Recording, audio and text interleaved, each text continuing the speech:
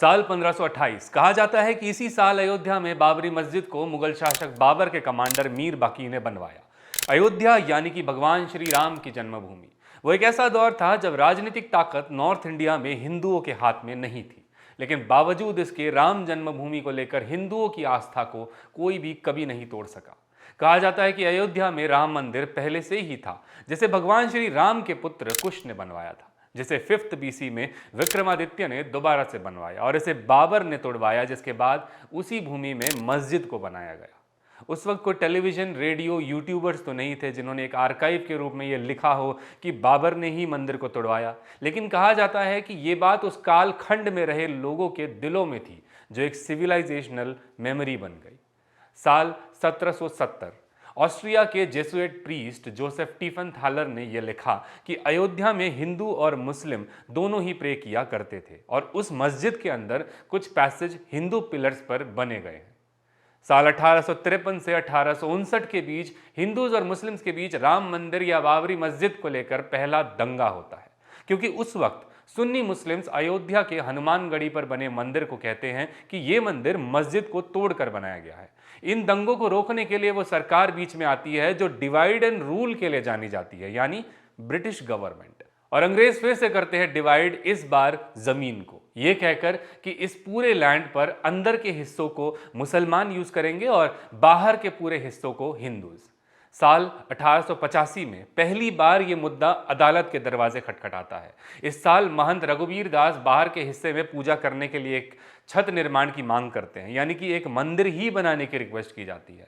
आज़ादी के 2 साल बाद यानी 1949 में 23 दिसंबर के दिन श्री राम की 2 मूर्तियों को मस्जिद में स्थापित कर दिया जाता है। अब मूर्ति रखी गई है तो लोग पूजा तो करेंगे ही। हुआ ये कि इसके बाद देश के हालात 2 धर्मों को लेकर बिगड़ने लगे। जवाहरलाल नेहरू की सरकार उस भूमि को डिस्प्यूटेड लैंड घोषित कर देती है और उस पर ताले लगा दिए जाते हैं और लग जाता है कंप्लीट बैन। कई दशकों तक हिंदूज राम जन्मभूमि पर अपनी अथॉरिटी होने की बात कहते हैं, वही चीज मुस्लिम्स भी करते हैं और देखते ही देखते कई बोर्ड्स, कमिटीज गठन की जाती है और कई सिविल केसेस भी चलते हैं। साल 1950 में गोपाल सिमला विशारद फैजाबाद सिविल कोर्ट में पहला सूट फाइल करते हैं राम जन्मभूमि पर रामलला की पूजा करने की अनुमति के लिए। इसी साल परमहंस रामचंद्र दास भी राइट टू वर्शिप के तहत पूजा करने और मूर्तियों को उनके ही स्थान पर रखने के लिए एक सिविल केस फाइल करते हैं।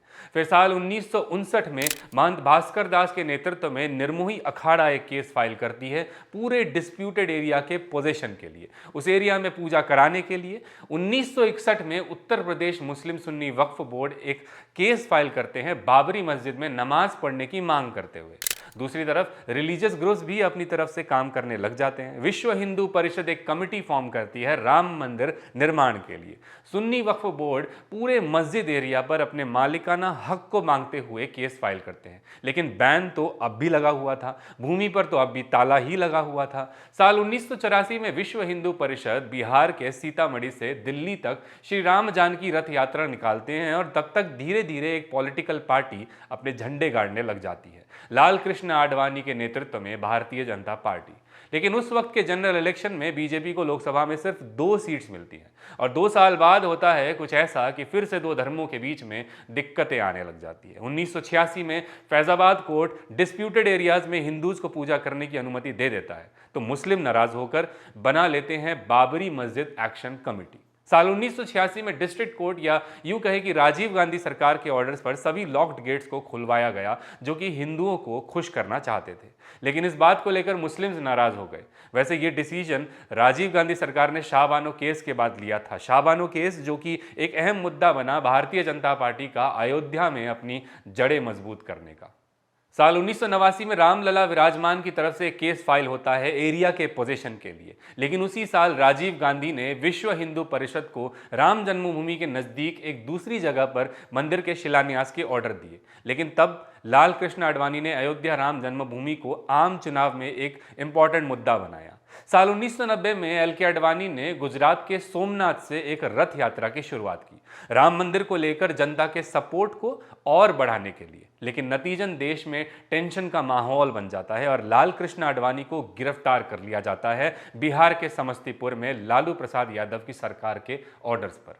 नाराज होकर बीजेपी वीपी सिंह की सरकार से समर्थन वापस ले लेती है और उत्तर प्रदेश की कल्याण सिंह की सरकार डिस्प्यूटेड एरियाज को अपने पोजीशन में ले लेती है। 6 दिसंबर 1992 हिंदू कर सेवक और लगभग 1.5 लाख लोग अयोध्या में जमा होते हैं, जहां बीजेपी और विश्व हिंदू परिषद के लीडर्स स्पीच देते हैं, जिसमें एल.के. आडवाणी और मुरली मनोहर जोशी भी होते हैं। और इसके बाद पूरी भीड़ डिस्प्यूटेड लैंड में घुस जाती है और बाबरी मस्जिद को तोड़ दिया जाता है, जिसकी जगह एक अस्थायी राम मंदिर बना दिया जाता है।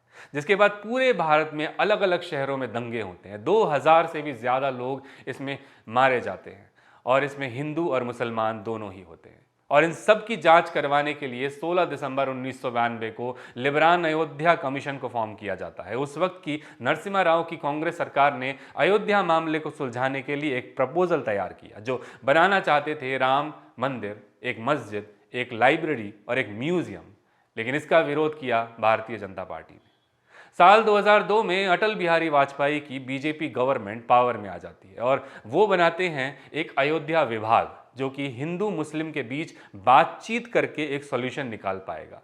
इसी साल अप्रैल में इलाहाबाद हाई कोर्ट में जस्टिस सुधीर अग्रवाल, जस्टिस सिबकत उल्ला खान और जस्टिस धर्मवीर शर्मा की एक बेंच बनाई जाती है, जो ASI यानी आर्कियोलॉजिकल सर्वे ऑफ इंडिया को डिस्प्यूटेड एरिया में खुदाई करने के लिए कहते हैं।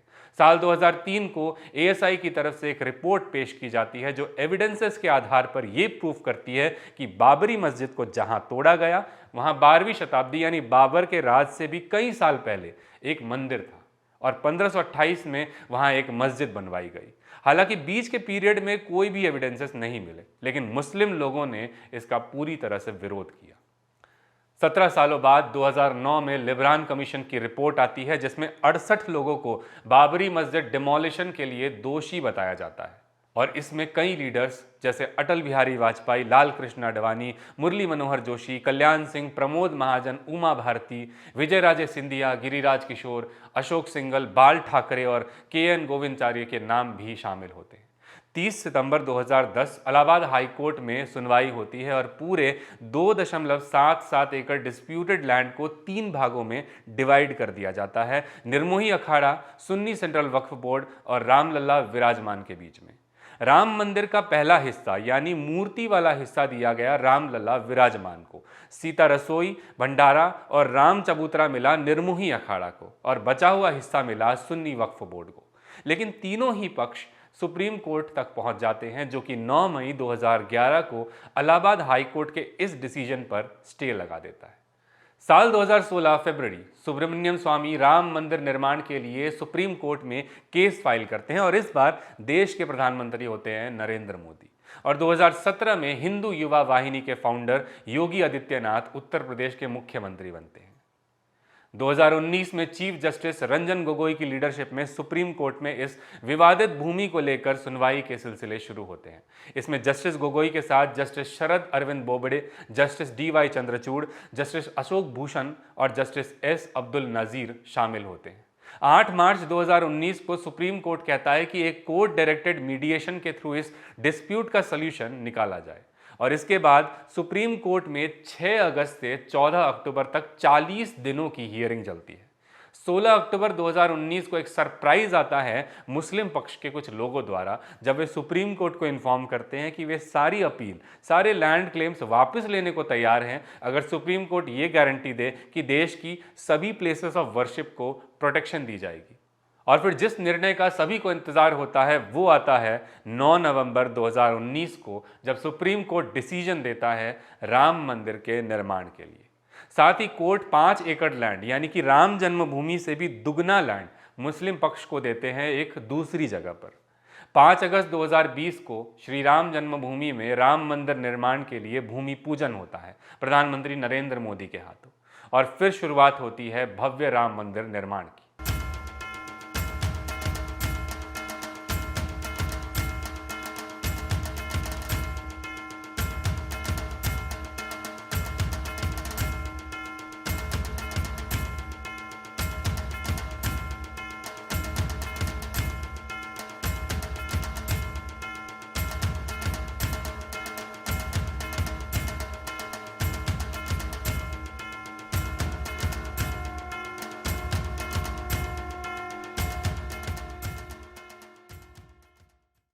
30 सितंबर 2020 को एक स्पेशल सीबीआई कोर्ट बाबरी मस्जिद डिमोलिशन में आए 32 लोगों को नॉट गिल्टी करार देती है।